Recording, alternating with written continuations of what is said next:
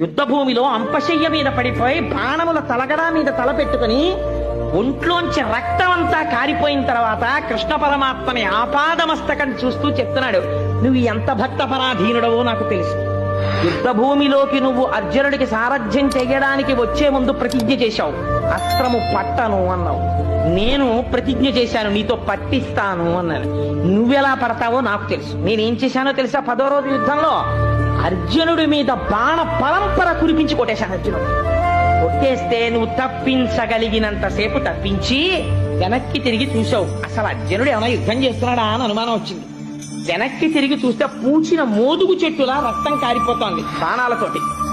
అంతే. ఎందుకు వచ్చింది నీకు కోపం? నిన్ను నమ్ముకున్న వాణ్ణి నేను కొట్టానని కోపం వచ్చేసింది. ఆ కోపంలో నీ ఒడలు నీవు మరిచిపోయావు పరమాత్మ. అంత భక్త పరాధీనుడివయ్యా నువ్వు. Download ShareChat.